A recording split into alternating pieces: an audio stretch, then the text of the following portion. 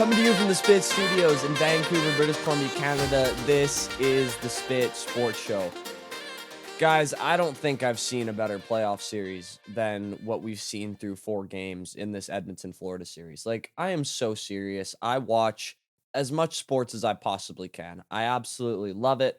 I love basketball. I love hockey. I watch playoff baseball. I've never seen 2 teams that are so differently built and yet so equal in that they play each other to this perfect draw every single game that just leaves you on the edge of your seat wanting more and more. I could not wait for this game 4, and it lived up to every single expectation that I had and so much more. The Edmonton Oilers win 5-4 in overtime again. Leon Draisaitl gets the overtime winner again. That is the most playoff overtime winners during a playoff run ever with 5.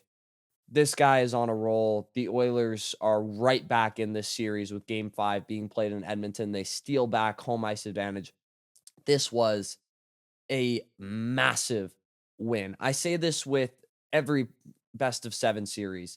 Besides a closeout game where you can actually win the series, game 4 is the biggest guaranteed game of the series because the difference between 2-2 and 3-1 in terms of the statistics of you coming back are just monstrous. It goes about 50-50 to about 90-10, 80-20, depending on the sport.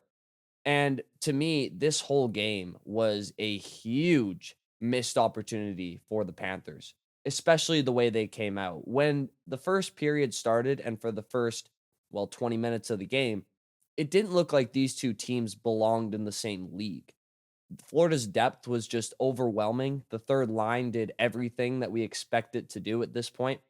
Matthew Tkachuk finally woke up from his playoff slump. He had a fantastic shot to open up the scoring in this game and then tapped in a rebound on the second goal, which I'm going to get into a little bit later when I talk about Stuart Skinner. Reinhart played out of his mind, I thought, this game. I thought it was easily his best game in the finals, maybe his best game since he got hurt in the conference finals. I thought Barkov was brilliant throughout, especially defensively. The work he did on McDavid and the work that he has done on McDavid throughout this series has just been unbelievable to watch, the shadowing and stick work that he's been putting on. And I thought Bob played great. Like, all of the shots that went in on him were just perfectly placed snipes. The one on Wallman, I guess you could argue he could have, should have probably had. But other than that, like, name a goal where it's like, oh yeah, that was Bob's fault. He had a phenomenal save when Connor McDavid broke Aaron Ekblad's ankles again. Holy crap, Aaron Ekblad. I know he had that one hit on McDavid, but he's had a rough series going up against number 97. But like I mentioned, the reason this feels like such a missed opportunity for Florida is I thought besides the second period, which Edmonton thoroughly dominated, Florida was better the majority of this game. All of Florida's goals were just off real hard work, grit and grind kind of shifts where they just kind of beat you down into a goal. Whereas Edmonton's were just kind of perfectly placed snipes. Like Ryan Nugent Hopkins to open up the scoring for Edmonton, like that is just a 1 in a million kind of shot over the shoulder. And he was skating in too. So his release point wasn't quite what he wanted it to be. And it just didn't matter. It was perfect. Same with Nurse's shot. Like there was about from here to the side of my head, just above my eyeballs, length of room to stick that puck in. And he just ripped it. And then obviously the overtime winner was about as fluky as you can get. But that's hockey. And if you let go of the rope for just a second in the Stanley Cup final, especially against this kind of Edmonton Oilers team who just refuse to quit, they have no give up. And after that first period, if there was ever a time to just fold your hand and say, you know what, we've been beat up, Hyman's out, McDavid hasn't played up to his standards, like this just might not be our game. They did the complete opposite. They came out in the second period with a fire under their ass, and it was unbelievable heart. They have clearly just top tier hockey character. Every single person in that room, I thought did their job. And I just want to shout out a couple of them. Like I thought Ryan Nugent Hopkins was just incredible yesterday. He went back to the locker room for a little bit. I don't quite know what that injury was. It could kind of stem from the injury that he had prior to game 3 a couple of days ago, where it was kind of questionable if he was going to play. I don't know if there's any relation between those two injuries, but he had to go back for a little bit. And when they lost him, I think that was in the second period. I was like, oh gosh, there goes Edmonton's momentum. But he came right back out, and I thought he had one of the games of his life. He was so comfortable with the puck in the offensive zone. I thought he was constantly making stuff happen. He was very strong on the puck in the corners, which you need to be against this Florida team. He was so good. And despite the fact that he maybe played the best game of his life, Leon Draisaitl was far and away the best player on the ice yesterday, and it wasn't even close. In my opinion, watching that game, he just looked like he was better than everybody else, and that includes Connor McDavid in this case, who obviously looked like Connor McDavid. It's just when you have matchups that McDavid has with especially Barkov, it's tough for him to kind of get out of those handcuffs. Draisaitl, on the other hand, was just constantly pushing play. He's the one who's had the cross crease pass to Nugent Hopkins to start the scoring. He looks like he's coming for that Conn Smythe trophy. Now, I hope McDavid gets it, just kind of like how I wanted Ovi to get it when he won his cup, when Kuznetsov probably could have won it. It's just kind of a situation where you give it to the guy whose body of work, I think, correlates to the Conn Smythe Trophy a bit more. But if Draisaitl gets it, I certainly won't be crying about it. He'll definitely deserve every single ounce of metal on that Conn Smythe Trophy. Guy has been ridiculous. Darnell Nurse played maybe the game of his life.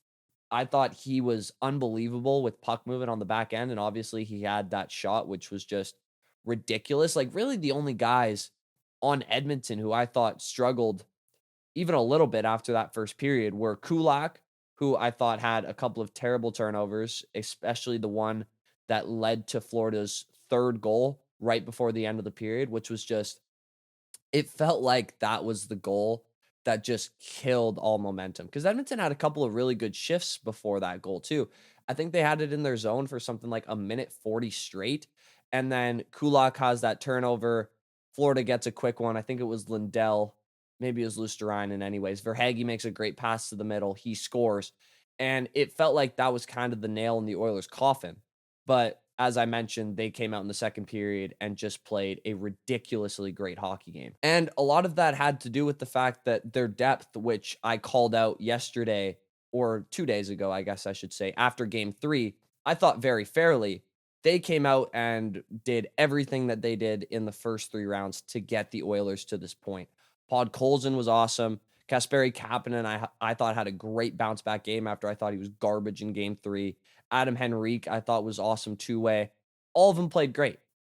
And it kind of gets back to what I was saying, as this is a game that I thought Florida really let slip away, is Connor McDavid did not have his best stuff yesterday. And this is starting to become a trend. Like, let's call it what it is. He has 0 5-on-5 goals against Florida on the road in the finals. I think he has like 2 5-on-5 points. Connor McDavid on that Florida ice, which is incredibly bumpy in June, definitely not conditioned for a puck carrier and smooth passer and smooth skater to really be at his best. He hasn't been at his best, and he wasn't at his best yesterday. And you've got to think that, especially with this series coming back to Edmonton for game 5, he's going to score a big goal in this series, maybe 2 big goals. And he didn't tonight, and Edmonton was still able to get away with a split in Florida. And a big reason why, like, you got to keep Jeff Skinner in the lineup at this point. Like, I don't know what it is. I didn't think he did anything particularly spectacular last night, but he was right in on that third goal that, I think, who was scored that goal? I think it was Kapanen who scored that rebound goal on the backhand. Like, he was right in that scrum. He was all over the ice. Like, he was just skating his ass off, which is sometimes all you need, is just to see a guy put in that little extra 101% effort, and it just inspires the rest of the guys. I don't know what it is, but I think you got to keep him in the lineup for game 5.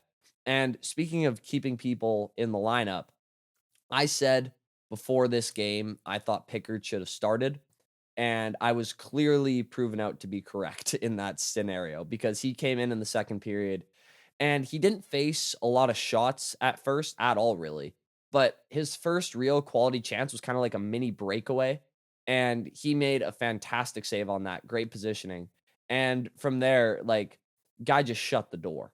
And I know they tied the game up with 20 seconds left. That's not his fault. It was a rebound. It went to the perfect spot. Unbelievable patience by Florida, by the way, especially by Barkov and Kachuk to really make that play happen. But that save on Bennett in overtime, that's just about as good as it gets right there. And it would only be a little bit better if he caught it, but to even get a little piece of your glove on that to on a guy's shot who he's been hotter than fish grease, he's the leading goal scorer in these playoffs. To make that save, like, that is just unbelievably clutch. And I thought throughout he looked incredibly steady. I thought the Oilers played a little tighter on defense because backup goalie scenario, backup goalie syndrome, whatever you want to call it. You obviously don't want as many shots going in because you don't have the full trust in him, or at least you don't at this point because he hasn't played a lot. So I thought they played a little bit tighter on defense, which obviously helped them out. And listen, Skinner deserved to be pulled. That second goal in particular was just horrendous. Like, you cannot give up that rebound under any circumstances. It's a shot right in front of you that hits you in the chest. That puck cannot come back out in the crease. And it did, and Kachuk found it, and it was a 2-0 game. The third one, I didn't think was his fault. The first one, I definitely didn't think was his fault, but that second one is just about as bad as it gets, and they needed a momentum change. Just like I said they did before the game, I think they could have saved themselves a whole period of agony, but hey, it is what it is. That was one of the most fun games I can remember watching in a very long time.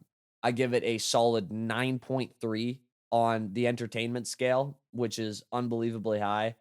And for me personally, I would probably even give it a higher rating because I did bet on the Oilers after the first period when they were down 3-0, made a good chunk of change off of that. Me and my buddies did. So that was a lot of fun too. Added to the tension a little bit. All in all, this series is right where it should be. 2-2 going back to Edmonton. I think that's what it deserves to be. Like I said, I think Florida let Edmonton off the hook here. This really felt like it should have been Florida's coronation as a dynasty potentially. And the Oilers just showed incredible heart and fight, and I cannot wait for the rest of this series. I'm sticking with my prediction of Oilers in 7. I didn't waver off it when they were down 2-1. Sure as heck not going to waver off it now. And I really have no reason to waver off it for the rest of this series because even if Florida wins game 5, goes up 3-2, the Oilers now have that belief that they can go into Florida and get a big win. And I think that's huge for everybody on that team.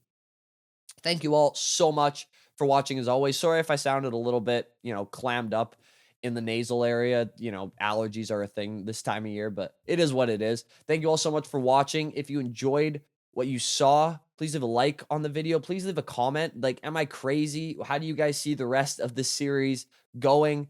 What did you guys think was the big turning point in this game? I'm small enough as to where I can read all comments and love doing so. So please drop something down there. Please subscribe if you really enjoyed the video. The Spit Sports Show just hit over 400 subscribers. Big things happening on this channel.